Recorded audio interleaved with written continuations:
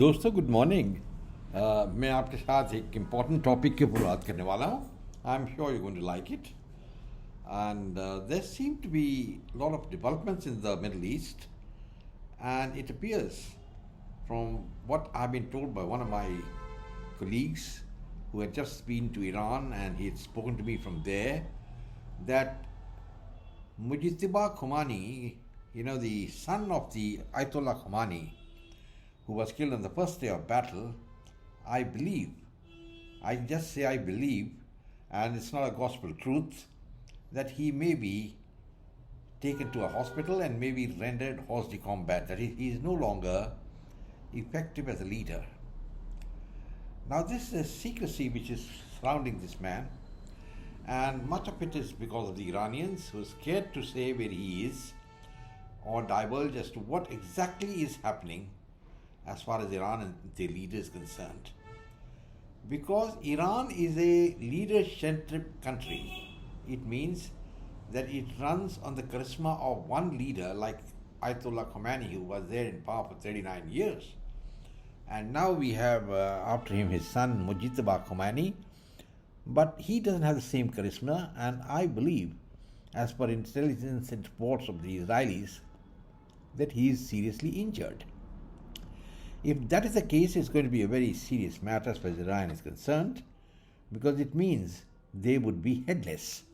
Because there is no leader who can take the position. We have Peshyan, the president, and he's supposed to be a moderator, and the Americans are banking on him.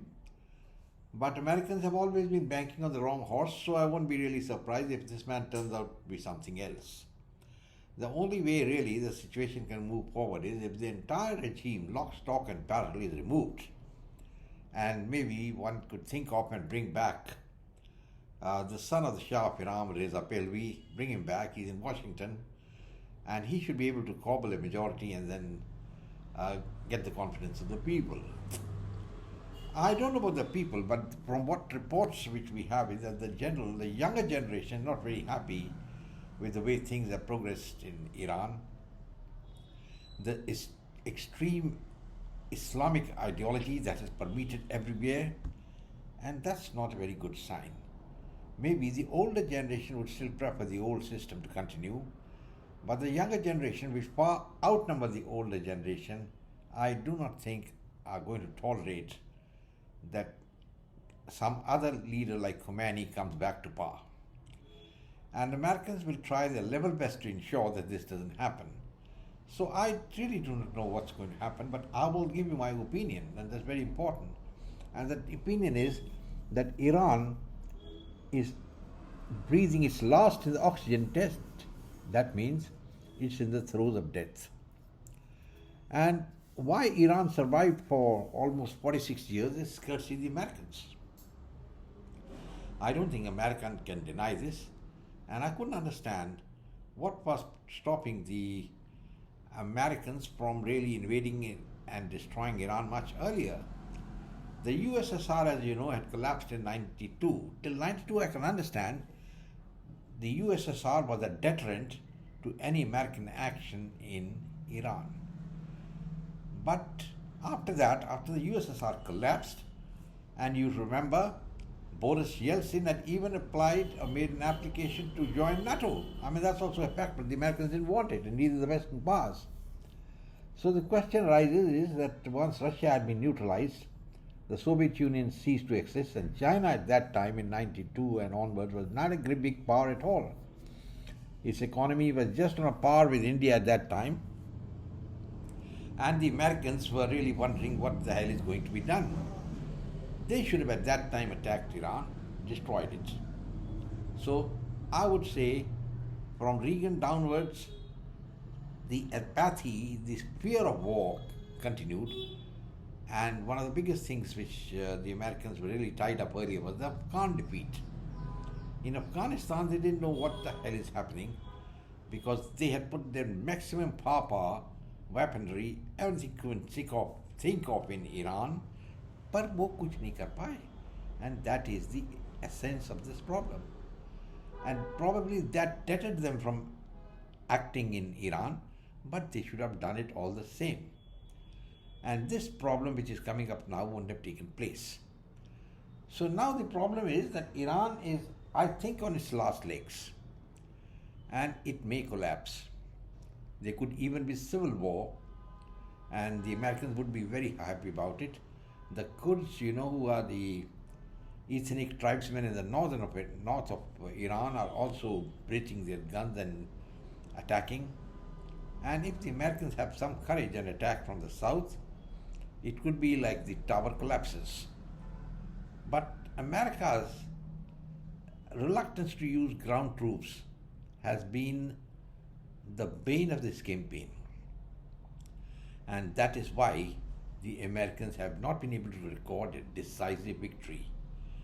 I remember reading Field Marshal Montgomery's famous History of Warfare, in which he had clearly said that it requires the infantry soldier to hold the ground. Now, whatever Americans bombing they were doing, by the B-2, B-3, and the B-52, it was not leading to victory. It was leading to destruction of Iran, all right, but the will to fight remained. And if the Iranian leadership had continued, and somehow if Ayatollah Khomeni had survived, things would have been a different kettle of fish. Now, as far as our reports are concerned, I think the Mojitaba Khomeni, who is the son of the aged leader and had been appointed as the captain of the Irani state, is probably also out of the way. So the situation becomes very, very murky, and we do not know where Iran is heading. And in this entire bargain, question happens, what happens to the Americans? Now, America cannot proclaim victory, because victory means possession of land, and the American troops don't possess any land in Iran, neither have they made any attempt to capture it. So America, in any case, whether Mujitaba lives or doesn't live, the era of American hegemony is over. That part, whether Donald Trump can wring his hands in glee at what is happening in Iran, cannot, obscure the fact that Iran is the main nail in the coffin of the American empire. America had survived the disasters in Korea, Vietnam, and Afghanistan. But Iran has shown the world that America is not invincible, and a small nation can fight the Americans if they have the willpower. This is something which Narendra Modi may like to bear in mind, considering the fact that he stopped the onslaught against Pakistan within 4 days. And I think Modi got an explanation to give why he did it. And if he was to stop the fighting after 4 days, there was no necessity for him to attack at all. He should concentrate on Kashmir. And there's so many other global repercussions coming up. There's supposed to be an Islamic NATO case coming up between Saudi Arabia, Pakistan, and Turkey. I don't think this really has any danger or any military significance, because all the three countries are desperate. They do not know what to do. The Pakistanis have all lost half their country. They are facing insurrections all over their country, right from Balochistan, Sindh, and Pakhtunwali.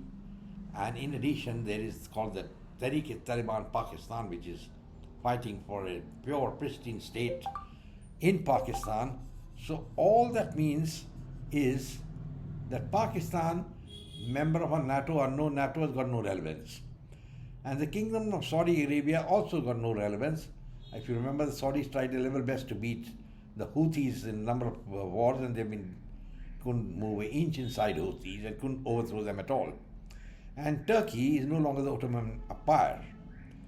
We have Erdogan, but he's living in a fool's paradise. He's thinking Turkey is a big power. It's nothing. He doesn't even control Crete. He doesn't even control Greece. And it doesn't even control Armenia. So what the hell is really happening? I mean, in a sense, let's be very clear, the Islamic NATO is a lot of bull. We don't have to worry about it. I think it's like a paper tiger, And the countries they are directing against this NATO is basically the United States and India. That is my personal feeling. And the US should be wary of it. And Donald Trump, who's prancing around that General Murray is his great friend, I think must be better advised to treat Pakistan with long fingers, and the Israelis who know better probably will advise him accordingly. Now, as far as Iran is concerned, it's going to be a terrible time for the Iranian people, but in case a better regime comes up, I think they could expect help from the West. And in case Iran surrenders and is defeated, I think it's a defeat not for Iran, but basically for China.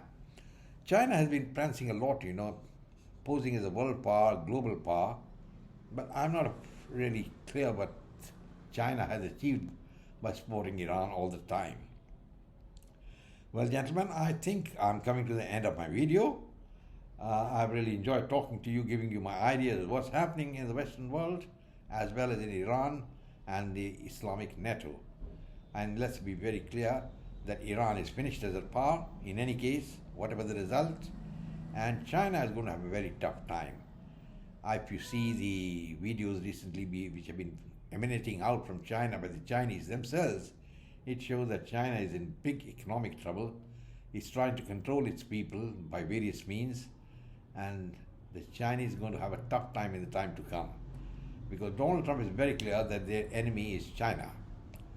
And he was treating Iran, I think, with the kid gloves, basically because he didn't want to antagonize the Muslims all over the world who had a sympathy for Iran. But gentlemen, now things are changing. The world is changing. America's at the end of the tether, and the last blow, I would say the crusade, the battle would be between China and the United States. And the winner will be the one who has the better economy, is more resilient and can survive. So Americans have a lot of work to do. In the meanwhile, India must beware. Its economy is very poor. It's 143 out of a list of people all over the world. So anyway, gentlemen, goodbye and God bless.